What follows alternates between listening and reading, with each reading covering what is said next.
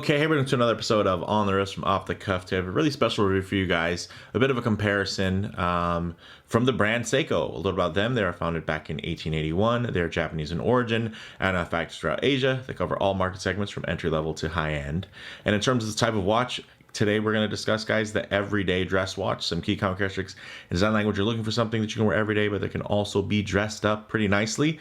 Of course, you're going to be looking for something that's clean, classic, with a minimalist design, and that is also sensibly sized.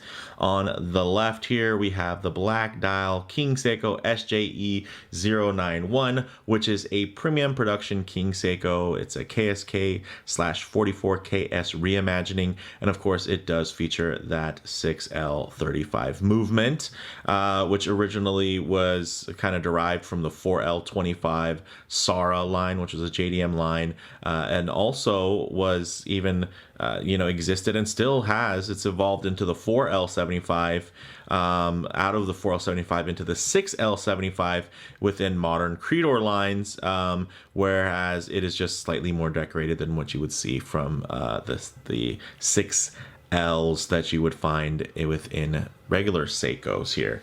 The other side, some of you might recognize that beautiful SJE073 baby snowflake. It's cut above your typical SARC 055, but below the SJE091 snowflake from Grand Seiko. And this is actually the watch that premiered that 6L35 movement originally, which is really exciting. It premiered it at a retail cost of $2,200, which at the time, a lot of folks kind of scoffed at and thought it wasn't necessarily worth it. And then now you look at the King Seiko with a price of $3,300. So, I mean, hey, there was actually a lot of value there from when it was released. And I think these are two excellent options for those of you that might be looking for a really premium top tier Seiko, but you don't want to get into Grand Seiko or Creedor. Maybe just save some money, and maybe you're not necessarily into SLA models, right? Some of their really great higher end vintage diver reissues, right? So if you're not into those models, maybe you'd want to take a look at one of these to be kind of your premium kind of god tier attainable Seiko. So with that said, let's go ahead, zoom the camera out, get these pieces in hand, and take a closer look. All right, guys. So as you can see, these are both beautiful examples of premium Seiko watches. They both have the same thin, higher beat movement, beating at 4 Hertz or 28,800 vibrations per hour. And they do both have that 45-hour power reserve. So these are really fantastic. I've had great experiences with both of them. This is, of course, the King Seiko is a 38.5, whereas the Seiko Presage is going to be a full 40 millimeters. Some people have different preferences. I know some of you were saying, oh, dress watches, they should be smaller. I will say, there's also, for every comment there is on that, there's people who say that these watches are too small and they need to wear something bigger, a 42, right? For me, I think 38.5 is my sweet spot, and I do wish that the Presage was slightly smaller, but you know what? When you have a dial that looks like that, having more real estate and more size and scale to show that off, it really can't hurt. These are both executed very nicely. Definitely a step above anything you would find, in your kind of non-special edition kind of space. Although this SJE is a special edition, it is, I'd say it is slightly finer than your typical Presage that you might find in like the Sharp Edge series or the old school Sarks lines. Just because the level of fit and finish here is just very, very admirable. And of course, even the technology, this is front loaded because of that's the way they were actually able to get this thin silhouette, which is gorgeous, guys. This is so thin. Let me check my notes here. It is only 9.8 millimeters thick there, so very, very thin, versus this King Seiko, which is still quite thin. It's actually thinner than the mechanical King Seiko that it was inspired by, and that was a hand-wound movement. This is 10.7 millimeters, and that is, of course, including that beautifully cut sapphire. My goodness, look at the chamfer on that beautiful box dome there. It just, whew, it speaks to me. And you know what? It would have been nice to get a little extra thinness there. But I will say, let me just give it a quick wipe. You're going to probably notice that throughout this video because these bad boys are shiny. You know, it's worth that little bit of thickness to have just that gorgeous piece of sapphire there, just beautifully protruding. And I think it does even help with some of the angles. Let me give it a quick little, some of the angles as well on this piece. It just captures light in so many beautiful ways. It's very nice, very angular. You can see a very different approach versus the Presage, where it's very linear and very flowing, versus here you're going to have something a lot more angular, although there are some beautiful angles on this Presage. I would say by comparison this is going to be more organic and flowing, versus here you're going to have something that is definitely within that space of you know, a lot of complexity when it comes to the angles, to the finishing, to the little facets that are just everywhere. It just, they definitely have done a job of showcasing the craftsmanship of a premium Seiko watch. So really beautifully done. One thing to note is that the King Seiko is uncoated. So basically it would make it a little bit more susceptible to scratching because it doesn't have that hard, that super hard coating, that Dia shield. But I will say that the nice thing is if you scratch it or whatever, you could potentially, you know, refinish it a lot easier, versus here you do have that hard coating, so it's going to remain pristine longer. But the minute you have, let's say, a really deep or really bad scratch, essentially you would have to kind of remove that scratch resistant coating to really refinish it. So you know, it kind of depends on your outlook, which one you prefer. I think it's a little bit of an easier call when you're wearing a sports watch, but for something that you wear every day, I think each one kind of has its own case. And again, these are different watches.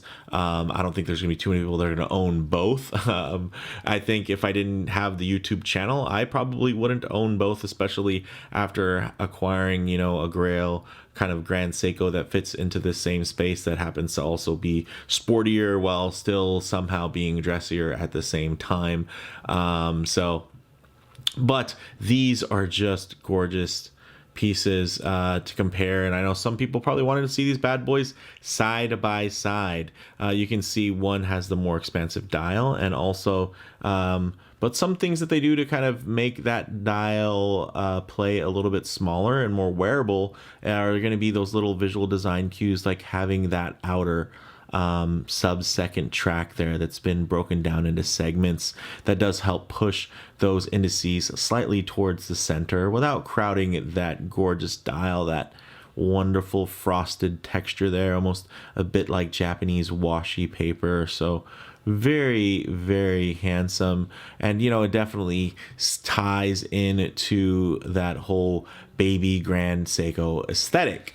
Whereas here, you know, the King Seiko was a rival to Grand Seiko during its inception. You know, it was a one factory versus another factory, and Grand Seiko ultimately won, but the King Seiko was really a true competitor to the Grand Seiko, versus the Presage being more of an affordable alternative. So there are going to be, you know, in terms of their use case and, you know, really what their mission statements were, they are going to differ slightly from those perspectives. You can see also they have different styles of clasps. Here you have a bit more of a classic kind of Seiko enclosure here, as you can see, still cleanly done. You do also get half links and whatnot. I'm not putting any half links currently in here, and it fits me perfectly. I do enjoy the contouring that's done on this scissoring folding section that is all milled. It does feel very nice against the wrist. And then here you have a very robust, you know, more butterfly deployment style here. And this is not off the shelf. This is definitely something where Seiko, is producing this specifically for the King Seiko line.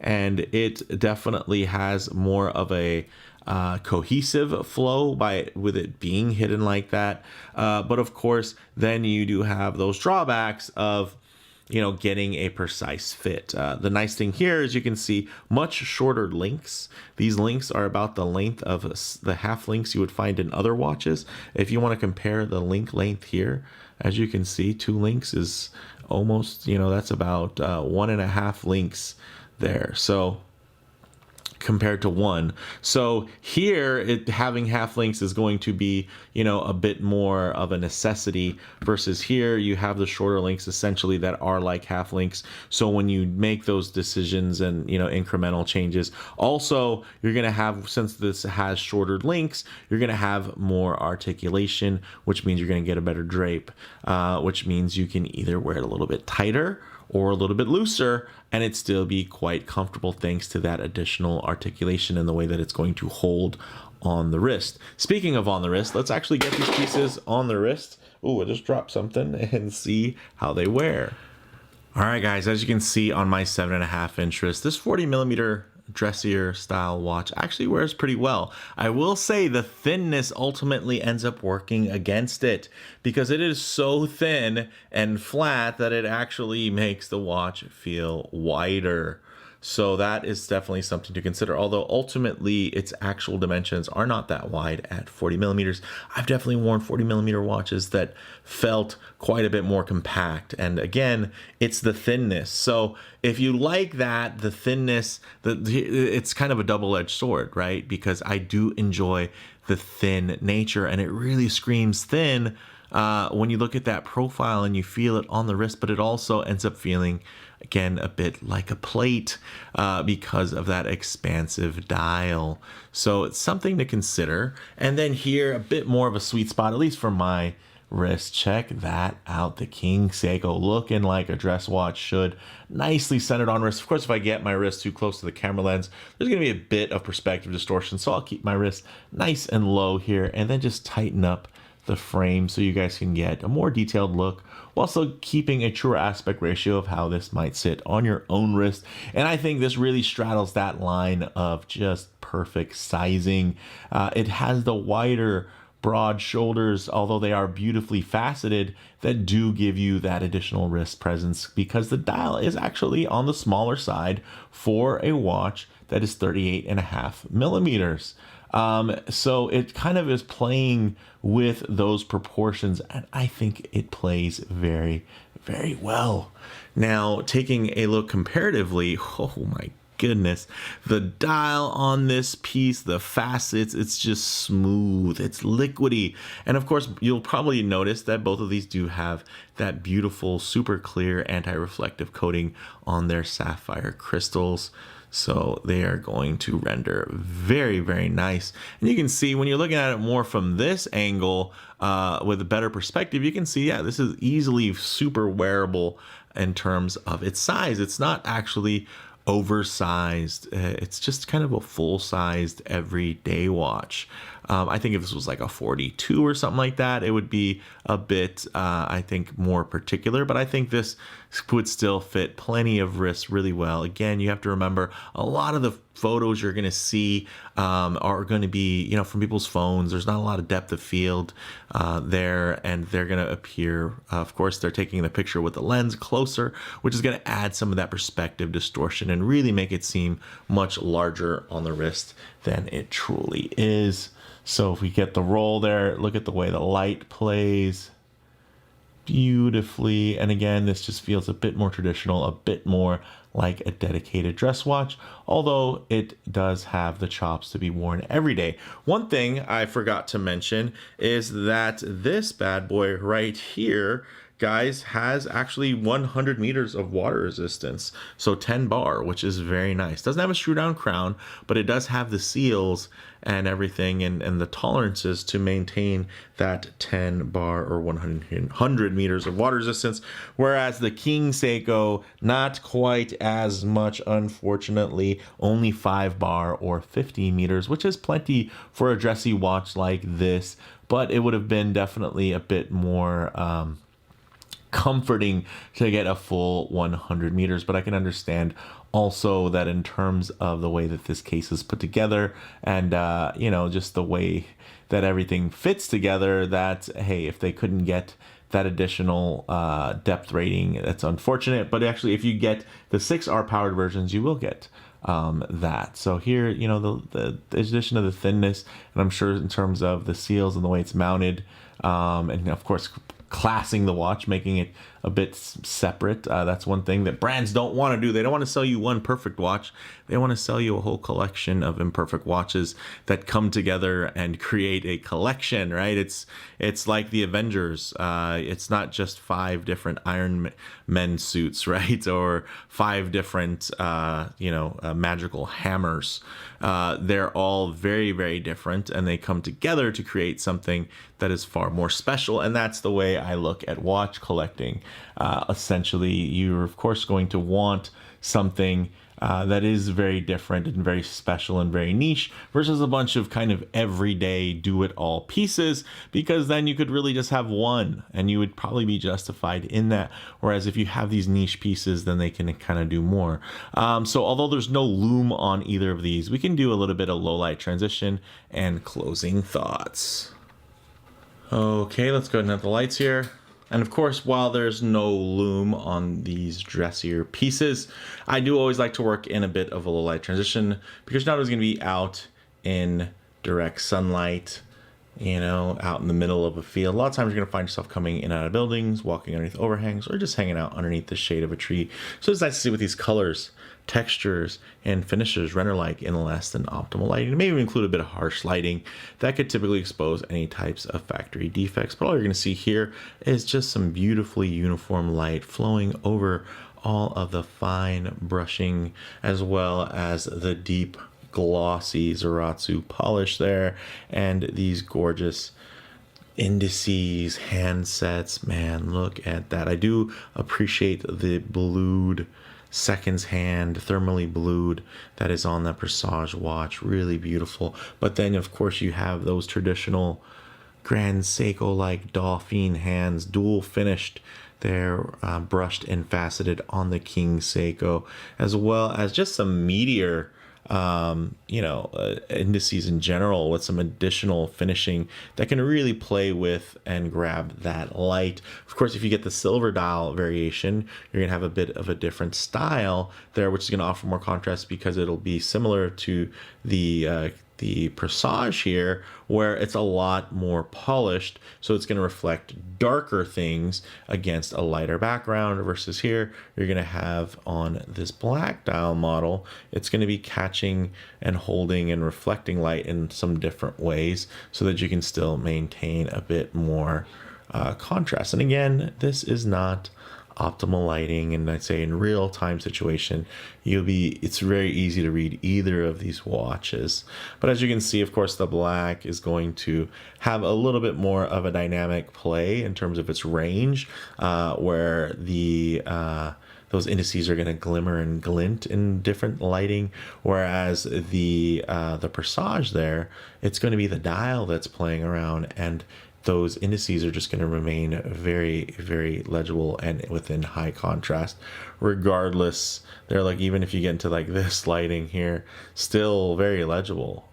It's because the level of polish, it's going to grab the light where it can and really, really find different ways to bounce it back at you.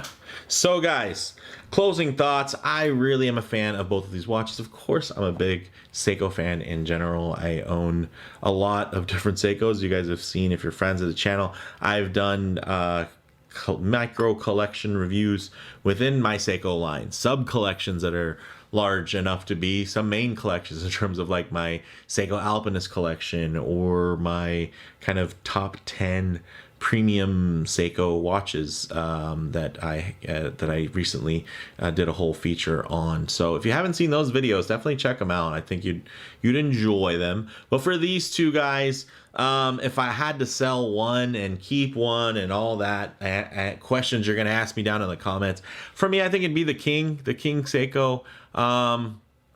Not because it's just hands down a better watch. I mean, I prefer it for its size and its dimensions and its kind of place within my collection, just because I do have a white dial Grand Seiko with a textured dial that is just a finer watch ultimately than my Presage. And this Presage baby Grand Seiko, it does the job. It's gorgeous. I'm still the proud owner of it.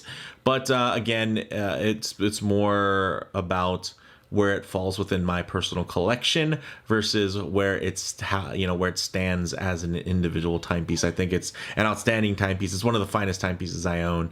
So it's tough out there in the watch box. So with that said, let me know what you guys think in the comments below. I know this is a long video. If you like the video, please do a like, and if you haven't already, please subscribe for more content just like this. Thanks, guys.